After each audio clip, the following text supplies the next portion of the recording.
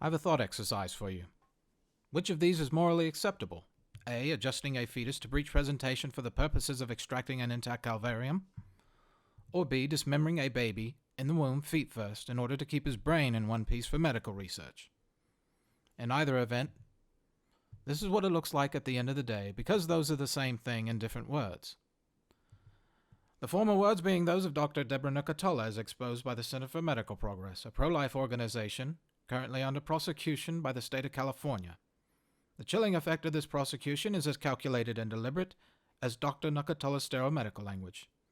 Both are indicative of a pillar of pro-abortion thinking. Because Dr. Nucatola and the Attorney General of California would just as well you not know where those two sentences end. As far as they are concerned, when it comes to the unborn, there is nothing to see here, so avert your gaze. As if the unborn never existed. Why? Kevin Williamson, writing in National Review Online, says it best. Because even those generally inclined towards support for abortion rights are not completely morally dead. They recognize an act of violence when it is right in front of their eyes. See, people can convince themselves of anything, so long as they do not have to look at it. But unfortunately, in our society, it's all too easy not to look at it. That is a very successful tactic when the powers that be are all too willing to ignore the unborn. At the same time, what are we looking at? Well, here are a few random headlines strewn together in no particular order. March 8, 2014. The Ban Bossy campaign hit full stride with a feature-length article in the Wall Street Journal. At the peak of Ban Bossy's influence, numerous celebrities, including Condoleezza Rice, Victoria Beckham, Beyoncé, and Michelle Obama, were featured in promotional material for the organization. May 10, 2004. American civilian contractor in Iraq, Nick Berg, is shown being decapitated by a group linked to Al-Qaeda on a web-distributed video. December 12, 1915. At the height of the First World War, John French was replaced by Sir Douglas Haig as Commander-in-Chief of the British Expeditionary Force. Haig would remain in that post until the end of the Great War. Please stick with me, folks. I am making a point with all this. September 19, 2004. In a game all too indicative of the Bill Parcells era, Vinny Testaverde threw 3 late interceptions in a valiant effort to snatch defeat from the jaws of victory. Dallas did manage to hang on and beat the Browns 19-12. December 2, 2011. TSA agents strip search an 85-year-old, 4'11", 110-pound grandmother in a wheelchair. February 2, 2012. Cross-dressing muggers were charged with multiple attacks in the Chicago area. Ever seen Kingsman? It's a James Bond spin-off of the British Gentleman Spy. Very heavy on the British and gentleman parts of that. I wouldn't really call it a spoof because it's a solid movie. Anyways, the main character Harry's home office is painted deep red, with newspapers attached all over the wall in perfect alignment. They are not framed. They appear to have no underlying theme or significance whatsoever. Some of them seem to be completely insignificant, with the front page being dedicated to soccer games and other celebrity nonsense. Ultimately, you do find out their significance. You see, each newspaper was published the day after Harry foiled a major plot. His heroics were never published, and he liked it that way. According to Harry, a gentleman's name should appear in the news only 3 times: when he is born, when he marries, and when he dies. So with that in mind, I thought we might take another look at those dates and see if some other heroes were maybe up to some heroics, with more than a little help from the Holy Spirit, of course. March 8, 2014, when Ban Bossy was hitting full stride, a Halifax baby started breathing again after being declared legally dead. Robin Sear was told that her 4th child had died just after being born. A flummoxed surgeon told the family that he had no explanation for the seemingly impossible recovery. May 10, 2004, when Nick Berg met his fate, the Gosselin sextuplets, as in 6 babies, were born just shy of 30 weeks gestation. December 12, 1915, at the height of the First World War. A doctor performs an emergency breech birth in Hoboken, New Jersey. His forceps gash the baby's left ear in the process. The doctor pronounces the 13.5-pound baby dead and tends to the mother. The baby's grandmother tends to the baby, and somehow nurses the young Frank Sinatra back to life. September 19, 2004, when the Cowboys had their hands full with the Browns, Twin sisters Rumecia and Heba are born at Loyola Medical Center. Together, they weigh less than 2 pounds. Rumecia, in particular, weighs only 9 ounces. Both of them survive. December 2nd, 2011. Thank goodness the TSA was too busy with threatening grandmothers in wheelchairs. You see, Jenny Lou was born in Los Angeles perfectly healthy.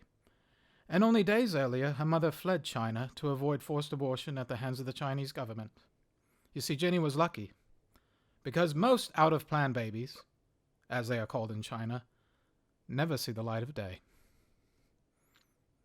And February 2nd, 2012, when cross-dressing muggers were running amok in Chicago, well, I think you better hear the Adams testimony for yourself.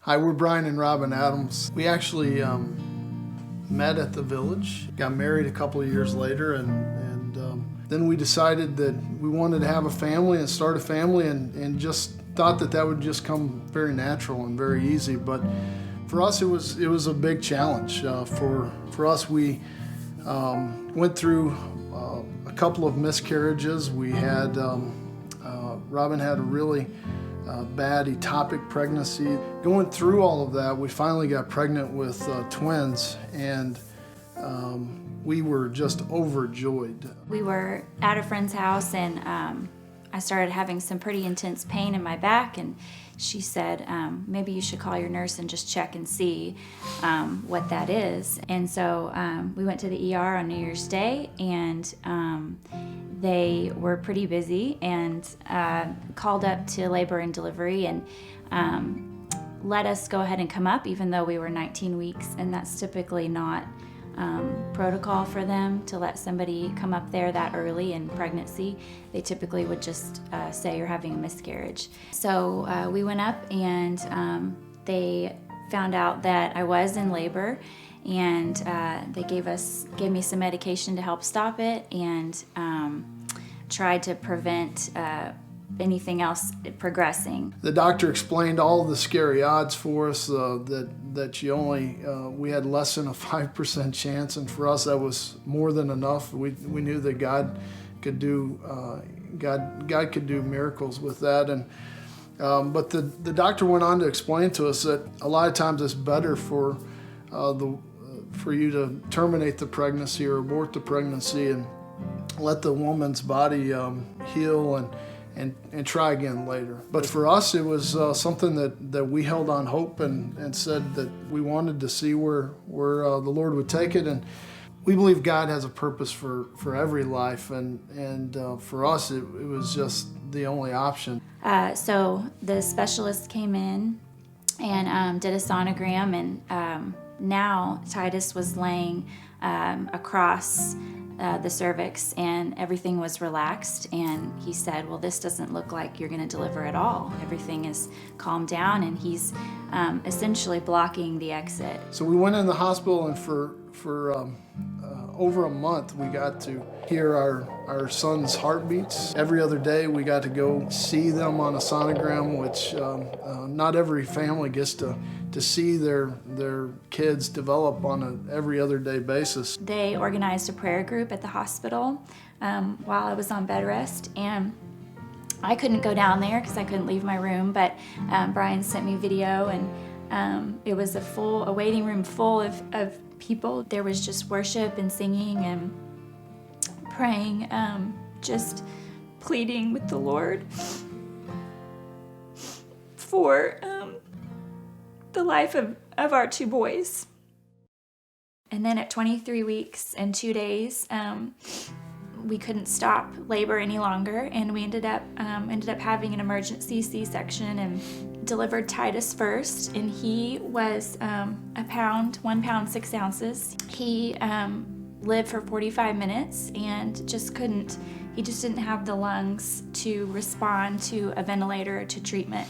Asher was born second, and he was 1 pound 2 ounces. Asher was in the hospital for 147 days. He had heart surgery at 5 weeks old. He had a number of different issues with his esophagus. At 23 weeks, his chances were probably about 3% just to live. It's just by the grace of God that not only is he here with us, but he is completely healthy and normal and has no real developmental issues that we know about, and it's just an answer to all of those prayers that we witnessed during that time. From then on, we always said that Titus helped give Asher a chance.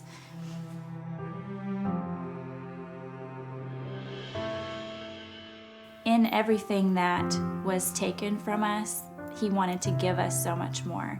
He gave us just so many experiences with people that we wouldn't have had, conversations with nurses, with other preemie parents. We got to really feel the presence of God. Those things are far better than healthy twin boys.